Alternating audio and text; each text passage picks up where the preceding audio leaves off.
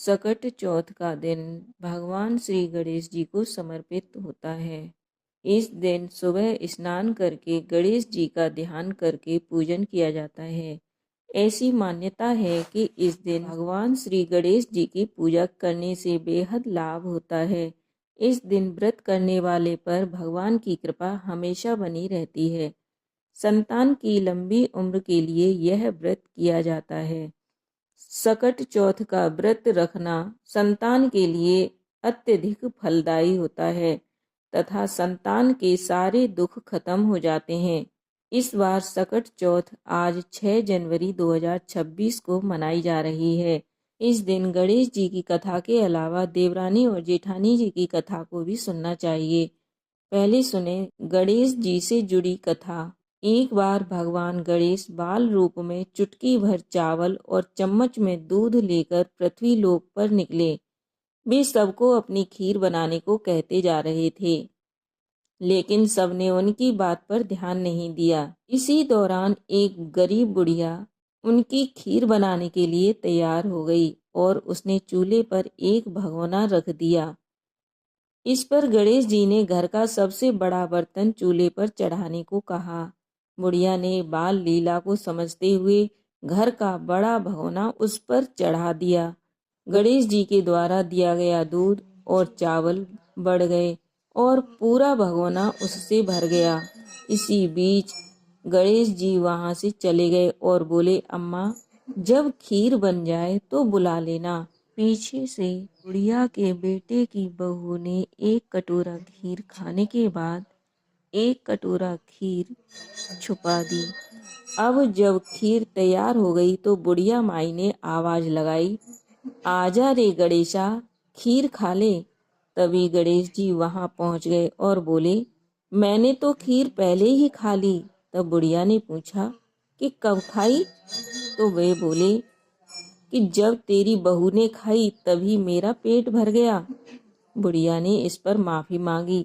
इसके बाद जब बुढ़िया ने बाकी बची खीर के इस्तेमाल के बारे में पूछा तो गणेश जी ने उसे नगर में बांटने को कह दिया और जो बचे उसे अपने घर में जमीन के नीचे दबा दे, इतना बता दिया। अगले दिन जब बुढ़िया उठी तो उसे अपनी झोपड़ी महल में बदली हुई और खीर के बर्तन सोने जवाहरातों से भरे हुए मिले। गणेश जी की कृपा जानकर बुढ़िया काफी प्रसन्न हो गई। बोलो श्री गणेश भगवान की जय। हे गणेश जी महाराज, आपने जैसा फल बुढ़िया को दिया वैसा फल सबको देना। बोलो गणेश भगवान जी की जय। श्री गणेश भगवान की जय। सकट चौथ व्रत की कहानी। एक शहर में देवरानी जेठानी रहती थीं। देवरानी गरीब थी और जेठानी अमीर थी। देवरानी हमेशा गणेश जी का पूजन और व्रत करती थी। वह जेठानी के घर काम करती थी और जो कुछ बचता था वो घर लेकर जाती थी। देवरानी का पति जंगल से लकड़ी काटकर बेचता था। माह के महीने में सकट चौथ गणेश जी का व्रत देवरानी ने रखा। उसके पास पैसे नहीं थे, इसलिए उसने तिल व गुड़ लाकर तिल कुट्टा बनाया। पूजा करके सकट चौथ की कथा सुनी और जेठानी के यहाँ काम करने चली गई। सोचा शाम को चंद्र को अर्घ्य देकर जेठानी के यहाँ से लाया खाना और तिलकुट्टा खाएगी। शाम को जब जेठानी के घर खाना बनाने लगी तो उसके व्रत होने के कारण सभी ने खाना खाने से मना कर दिया। अब देवरानी ने जेठानी से बोला, आप मुझे खाना दे दो जिससे मैं घर ले जाऊं। इस पर जेठानी ने मना कर दिया और कहा कि किसी ने भी अभी तक खाना नहीं खाया है तो तुम्हें कैसे दे दूं, तुम सवेरे ही बचा हुआ ले जाना। देवरानी उदास मन से घर चली आई। घर पर पति बच्चे सब खाने का इंतजार कर रहे थे। आस लगाए बैठे थे कि आज कुछ पकवान खाने को मिलेगा, लेकिन जब बच्चों को पता चला कि आज तो रोटी भी नहीं मिलेगी तो बच्चे रोने लगे। उसका पति भी बहुत क्रोधित हो गया और कहने लगा, दिन भर काम करने के बाद भी वह 2 रोटियां नहीं ला सकती। वह रोने लगी। गणेश जी को याद करती हुई रोते रोते पानी पीकर सो गई। उस दिन सकट माता उसके घर आई। बुढ़िया माता का रूप धरकर देवरानी के सपने में आई और कहने लगी कि जाग रही है क्या? वह बोली, कुछ सो रहे हैं, कुछ जाग रहे हैं। बुढ़िया बोली, भूख लगी है, खाने के लिए कुछ दे। देवरानी बोली, क्या दूं? मेरे घर में तो अन्न नहीं है। जेठानी के यहाँ से बचा कुछ भी नहीं मिला। पूजा का बचा हुआ तिलकुट्टा रखा है, वही खा लो। सकट माता ने तिलकुट्टा खाया। उसके बाद कहने लगी, सोच लगी है कहाँ निपटे। देवरानी बोली, यह खाली झोंपड़ी है, आप कहीं भी जा सकती हो, जहाँ इच्छा हो निपट लो। फिर सकट माता बोली, अब कहाँ पहुँचूं? अब देवरानी बोली, मेरी साड़ी से पहुँच लो। देवरानी जब सुबह उठी तो यह देखकर हैरान रह गई कि पूरा घर हीरों और मोतियों से जगमगा उठा। उस दिन देवरानी जेठानी के काम करने नहीं गई। जेठानी ने इंतजार किया और कुछ देर तो राह देखी, फिर बच्चों को बुलाने भेज दिया। जेठानी ने सोचा, कल खाना नहीं दिया था, इसीलिए शायद देवरानी बुरा मान गई होगी। बच्चे बुलाने गए। देवरानी ने कहा, बेटा बहुत दिन तेरी माँ के यहाँ काम कर लिया। बच्चों ने घर जाकर माँ से कहा कि चाची का पूरा घर हीरों और मोतियों से जगमगा उठा है।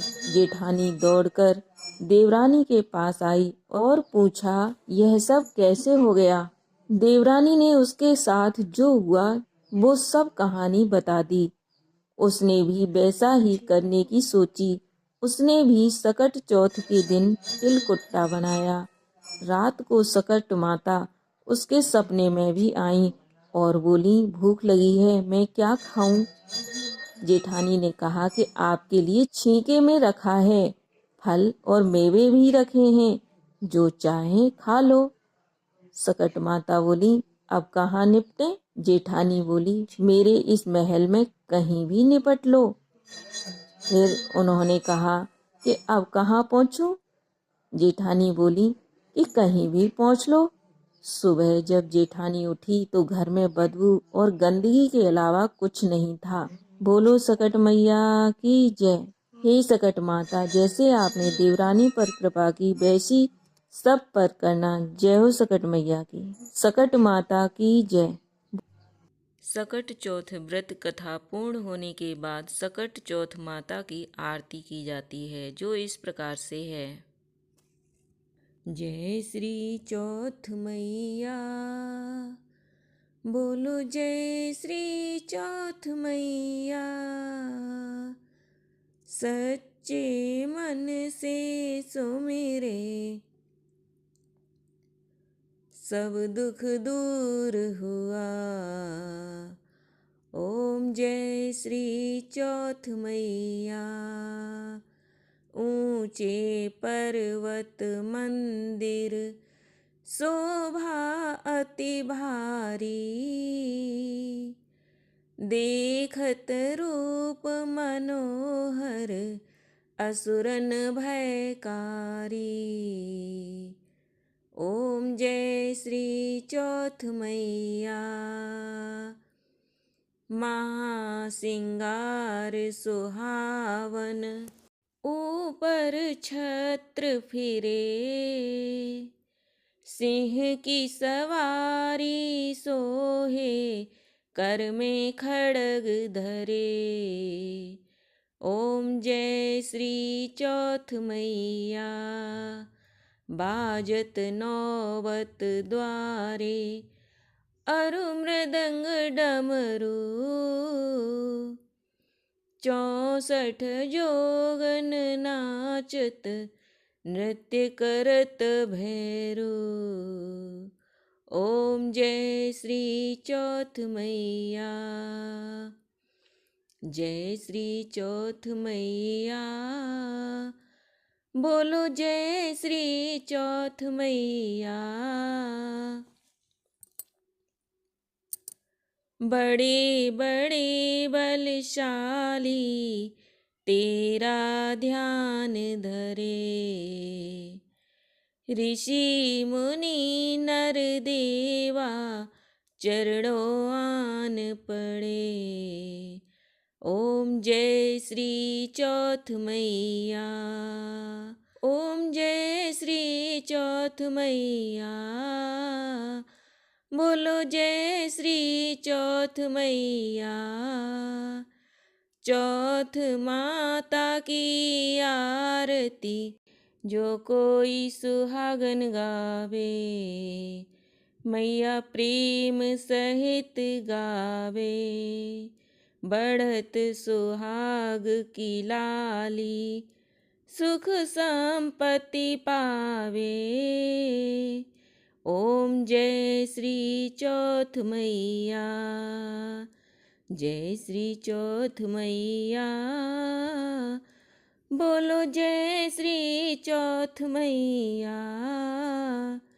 सच्चे मन से सुमिरे सब दुख दूर हुआ। ओम जय श्री चौथ मैया। चौथ माता की जय।